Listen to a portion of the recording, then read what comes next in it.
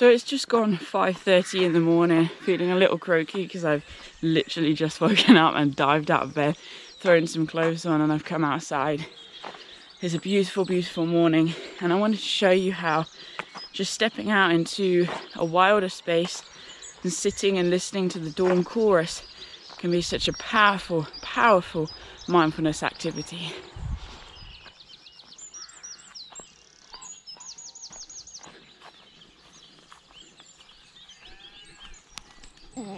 Here we go, this is the tree I'm going to sit with this morning. So if you can find a tree in your sort of local area, whether in your park near you, whether in some farmland near you, whether in a forest, then that's just going to help deepen the sense of grounding and connection with the natural world, because who doesn't love trees?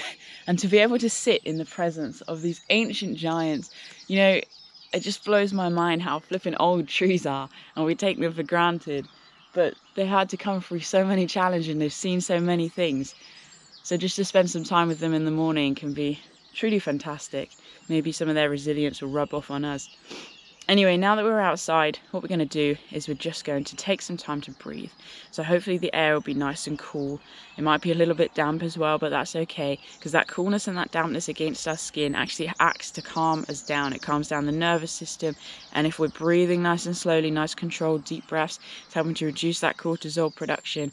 We might be stressing out about, you know, the day, but just by being outside in this calming environment, really take in that calming environment, and that's going to help us start our mindfulness practice. So once we've got that element of calmness, we're just going to tune in to the birds. It's almost like we're going to open up the ears and we're just going to listen.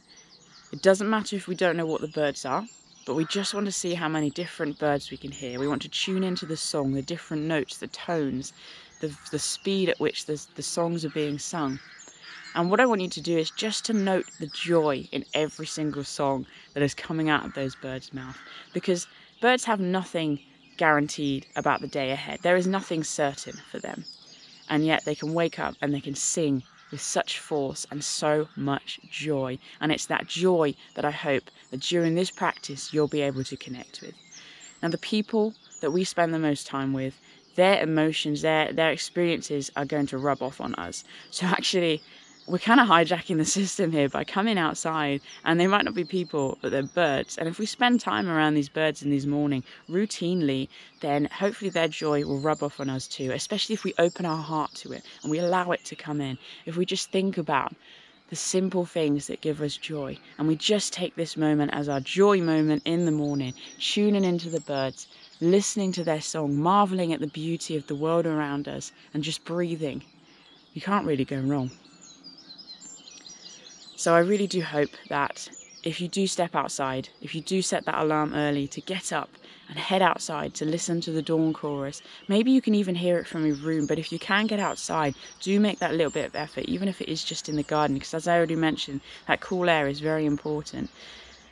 I do hope it brings you such joy, and I hope that maybe it becomes even a little bit of an addiction. You want to get up and get your kick of joy before you really begin the day. Tune into that song, and then hopefully as you become filled with joy, the people you interact with, the joy will rub off onto them, and we'll just have this big joy vine going out caused by the song of the birds.